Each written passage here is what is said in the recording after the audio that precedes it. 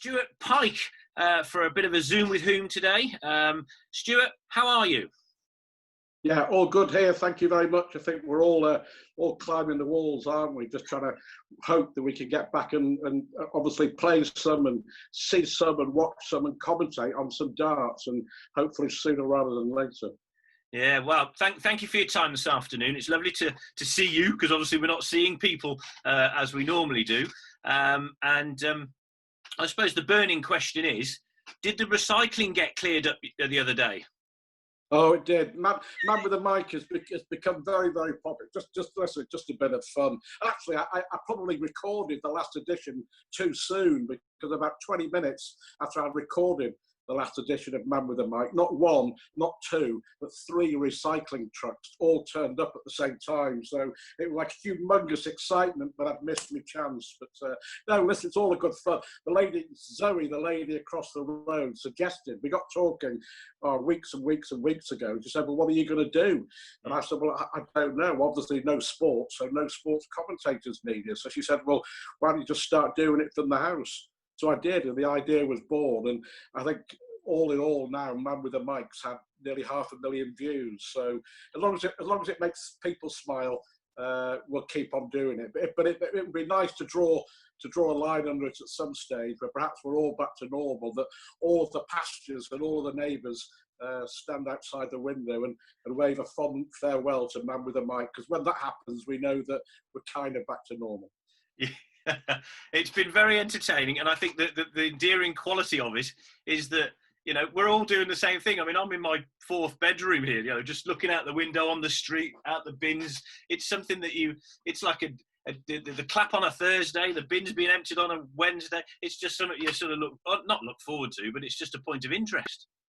Well, it's normal life, isn't it? And I Yeah. think the one good thing, I mean, but we've lived here on the pastures probably for about 15, nearly coming on 16 years.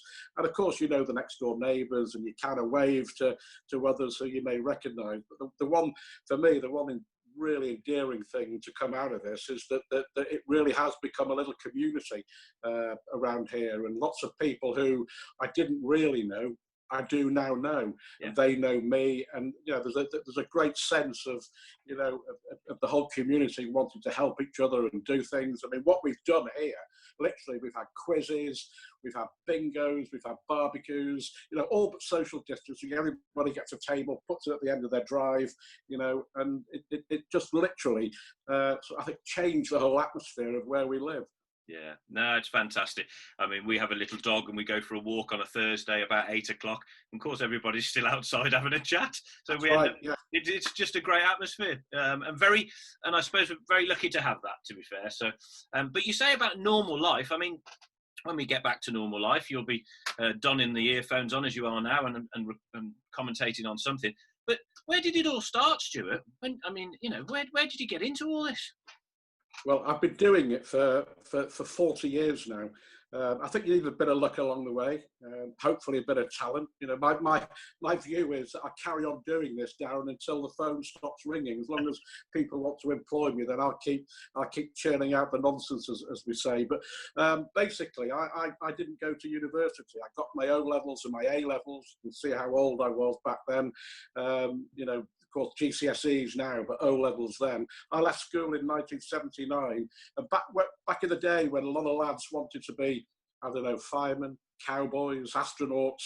From the moment I was old enough to know what I wanted to do, I wanted to be a sports commentator, and that's the truth. So I went straight into newspapers, local newspapers, then radio, and then national radio and television. And I think it just evolves a lot like a lot of other careers. You know, it just keeps stepping up the ladder. Yeah. As I say, it's 1970. Yeah, just over 40 years I've been doing it now. Wow. So you're a St Helens boy, are you? I am. I am born rugby league mad? Yeah, absolutely.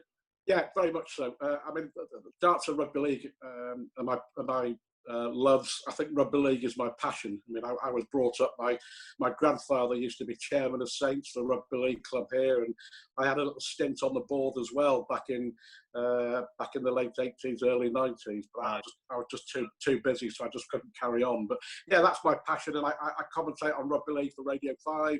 I also commentate on rugby league now for Sky Sports, which is really enjoyable, and that's the sort of shame of it, because the last two weekends, last weekend we'd have had the O2 for the finals of the Premier League, and then the day after I would be getting the train to Newcastle for the Rugby League Magic weekend to commentate on that for Sky Sports, then coming home, and then this weekend it would have been what Rugby League have is the Summer Bash, which is like when all the teams from the Championship, which are the league below Super League, come together in Blackpool and play all on one weekend, and I was supposed to be doing that as well. And then, of course, on Monday I was going to New York because it would have been the first World Series event of the year, so we were combining it, myself and my wife Chris, with a holiday for the first ever US Masters taking place in New York at Madison Square Garden. So we were all hoping and getting ready to board the flight to the Big Apple on Monday, but of course that's all gone for another 12 months. Yeah, I was chatting with Peter Cetera about that. We were due to follow in the footsteps, I suppose, of the World Series, and we were doing some work with Americans that are looking to start academies and just getting the sort of ball rolling out there, because I didn't realise how massive darts is over there. The amount of products that are sold at, I'm getting information about how many. It's a big market, huge market. I think the popularity has grown as well. I mean, the year on year, the tournament in Las Vegas has got bigger and bigger and bigger. And fair play to Barry. Barry Hearn has always wanted to crack America as far as darts are concerned, and it's difficult for anybody to crack America in a lot of sports and like a lot of music. You look at musicians who just haven't cracked or taken America by storm at all, but are huge all around the world. And I think he stuck to it. He said, we're going to keep going and keep going and keep going. And the East Coast of America, New York and Boston in particular, there is a huge darts community. And I know that tickets for the Madison Square Garden have sold really, really well. So, all on hold, all on ice. And let's hope that we're all there in 12 months' time. We'll be back, I'm sure, back in action very, very soon. But the other thing is, obviously, spending a lot of time in commentary boxes, and have you shared a few with individuals? I mean, did people inspire you? Have you had somebody that you thought, God, I just love working with this particular individual, or who's the person you've sat next to and thought this is just the best commentary I've ever done, or I don't know, sort of. Well, I think it's everyone. The good thing is about the darts on Sky and of course on ITV is that everybody is different, and so it really is a pleasure to work with them all, and I must mention at this stage our esteemed and great friend and colleague Ross Studd, who people may or may not know suffered a stroke a week or 10 days ago, but I'm glad to report that he's on the right side of it and he's improving, and he's just started rehab. So hopefully, fingers crossed, we'll have Rod back in a commentary box very soon. I suppose back in the old days, just to give you a flavour of how it all started in darts commentary for me, Sky were starting to expand. They had a couple of tournaments, the World Championship and the World Match Play.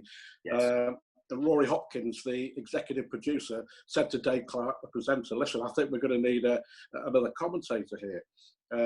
And Dave said, well, why not try Stuart Pyke? He loves his darts. And, I think that's a great lesson in life, that throughout life, people get chances, and it's up to you to either take them or you make a mess of them. And here I am 17, 18 years later, still doing a job I love, and I always say getting paid for a hobby. So it was Dave Clark who put my name forward, and I went up to Blackpool for the World Match Play in 2003. Initially I was told to shadow and have a look and get a feel of it. And I arrived at the Imperial Hotel in Blackpool about 11 o'clock in the morning to be met by Rory, the producer, and by my absolute idol Sid Waddell, and he just like huge slap on the shoulder and said, "Hello, kiddo, welcome. You're not shadowing. 1 o'clock, Winter Gardens. You're on commentary with me." And that was it. I was thrown straight in. The match was John Lowe against Keith Deller, would you believe? Right. And so best I can say is that I was commentating with a legend in Sid, and on a legend in John Lowe, and also Keith Deller. What a way to start. Yeah, absolutely. But Sid, you know, he was a mentor. He was great with the advice, and he just let me get on with it. You know, and he put me right on a few things. And what I have to say, you know, I'm sort of 50 or something, but one of the greatest honours of my life is that when Sid was 65, he had a big party in his house in Pudsey, on the outskirts of Leeds, and he asked me to make the main speech at the party. And for me, that is literally one of the whole highlights of my entire life. And he was an absolute legend. And of course, working with him and Dave and John, and they let me in. You know, they let me into a circle. It was an exclusive club at that time, and you know, I was welcomed in with open arms. But certainly, working with Sid is a privilege and a pleasure that I'll never forget. That's an incredible story. That's something that I'm sure, hopefully, people will have listened to that. That's fantastic. Sid, yeah, absolutely. I remember being on a train when heard the news about Sid, and I met him in Vegas at a tournament. It's like it's. I mean, you're a different relationship, obviously, but his brain was just like a computer. I just seemed to. Yeah. I don't know. He was wired differently, wasn't he? Yeah, absolutely. And I think that's what made him unique. I mean, he really was unique. And I think I saw an old program of, I don't know, it might have been on Gold or something, and they had a program of blankety blank, and you know, you have to fill in the gaps. Yeah. And you know, and one of the questions was Sid. You know, and I think there was Sid Vicious or Sid Little, but there was only one Sid. The number one was Sid Waddell, and everybody knows Sid, and everybody just knows what he's like. And that you know, what you heard on the air is what you got in real life, and that was the beauty of the man. He was an absolute genius, and you know, I think we all mourn the loss of Sid and mourn his loss in the commentary box. And you know, the greatest tribute you can pay, that there really is only one Sid Waddell, which is why nobody has ever tried to copy what he did. I mean, no one could, but you know, he was a genius in the box, and you know, everybody else was the foil to Sid, and that's why it worked. You know, he just come out with things which you unable to speak for a minute. You were laughing so much. And I, in the commentary box, I sat on the right, Sid sat on the left. I always knew when I'd been in with Sid, because I wake up the next morning and my left arm had bruises on it, because during the comms he was like this all the time, and he just like, you know, like that. You know, so, but that was, you know, that was Sid. You know, the one and only. Well, nowadays we sort of see you with, you know, the likes of perhaps Alan Warren. I was chatting with Alan the other day, Chris Mason. So that's why I wear this shirt today, just to sort of blend in, you know. But seriously, I mean, going back to the now, you must be itching for something. I mean, being at home, I mean, the wife's had to put up with you for much longer. Oh, blimey. Well, I know. Well, I keep saying it's the other way around. No, but I think the you know, it's concentrated everyone's minds, hasn't it? You know, and I think as long as, you know, people, despite all the horrible things and, you know, the amount of people who've sadly lost their lives, just to come out of the other side of this and to be able to look forward, you know, we're hoping for an announcement that there may be some darts in July, initially behind closed doors, but then things may evolve. But I think, you know, Matt Porter and the PDC also have to be guided by what they're being told by government. But it'd be great to be back. You know, the match room the match play as it stands at the moment, Matchroom Sport has said is still on. The PDC are going to make a decision in the next week or so. Yeah. So, you know, so I think we've got to be optimistic. And of course, what it will do is that it probably means from September, October onwards, there will be big time darts every single weekend, because tournaments, don't forget, the Premier League still has to be finished. The World Series finals is in Austria. we've heard today that the World Cup of Darts is going to be played in the autumn in Austria. Right. Some European tour events are now back on the calendar. Wow. So I think it'd be nice to say that for a lot of people, the glass of lemonade is now half full rather than half empty. So from going for 10, 12, whatever more weeks we've got to go with nothing, it's going to be full on, isn't it? For as soon as things get back on, we've got to be ready to go, I think, Yeah, absolutely. And I think, and I know that you and the JDC and Steve are planning for that as well later in the year. I have to say, I mean, not just because I'm talking with you, it's been one of the best things for me that's happened in darts in my 20 years involvement. And I think Steve Brown deserves all the praise that he always gets, because I mean, it was out of small acorns. I think it was in a room in his dad's pub that the idea was born some time ago, and look at it now. I mean, it really is the first step on a ladder which gives all kids the chance to go on and make something of them in their chosen sport, and succeed. You look at your world champion Keane Barry, who we saw at the Alexandra Palace. He's going to be brilliant, and the list could go on. Bradley Brooks and Josh Richardson, Leighton Bennett, of course, Keelan Kay, who we've been seeing on some of the streaming. That's right. So but I have to say at this stage that Steve has set us up a standing order. He's putting a tenner into my bank account every month for every time that I say he's doing a good job. Yeah, good luck with that one. No, you're right. I mean, it was very much a very simple sort of thought that, well, something for his son to do, and I think he opened the doors. Expected probably half a dozen kids, and 30 odd turned up, and then it's obviously a need or a want, and that was 10 years ago. 10 years ago. Incredible, absolutely amazing, and from such a simple idea, and the fact that it has got the backing. I mean, you look at the board behind you. I mean, it is endorsed, it is backed, it is a proper path for young boys and young girls to go and succeed. And I know Steve was saying, I mean, the uptake as well of young girls wanting to play the sport after what Fallon Sherritt did at the Ali Pally. It just shows you that the desire is there for the boys and girls, and they can see that the players that I've mentioned, that they can become role models for the younger kids who are just starting out, and then who could go on and succeed. So, starting with the JDC, and then of course the development tour, the challenge tour, and then of course the full PDC tour. There's a clear pathway for anybody who wants to have a go to be able to have a real go. Yeah, I wished I'd have been a bit younger and had a go, but no. Do you play? I don't play much. I have a go now and again. Do you play darts? Rubbish. I'm absolutely rubbish. I think I'm the king of the single one and the single five. I think it's the old archetypal cliche. I talk a good game, but I can't play a good game.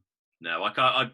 I don't mind a relaxing game or whatever. But to play competitively, I think it's when I stand next to some of these players, they go, how do you do that? And the pressure they're under, the money at stake, the crowds, and they seem to just... Well, my admiration for these players to this day is, will never diminish. I mean, when you pick up, a lot of people who are not really into darts, who know what I do, and they say, "Oh, well, it's just throwing darts," and the skill involved is absolutely amazing, and to be able to do that consistently well is absolutely amazing skill.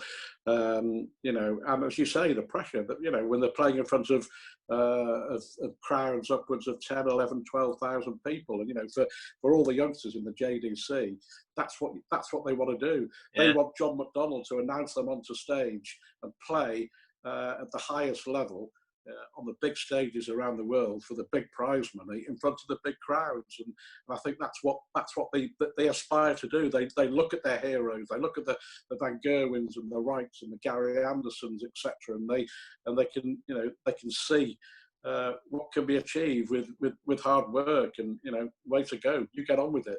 It'd be great if in 10 years' time or whenever before I retire, I can be commentating on a JDC graduate in a World Championship final. Yeah, well, that's the icing on the cake, isn't it? I'm sure for all of us. Stuart, it's been absolutely fabulous to talk to you. Wonderful story in the middle there. Great eye opener into sort of how you've come about with your career. You're an absolute star for the game. We love listening to you. We think you're so passionate about it, and that comes across to a non-dart player or to anybody that wants to watch the game. So can't wait to get on and get back to some sort of normality. Anytime. Thanks very much. Cheers, Stuart. Thank you very much.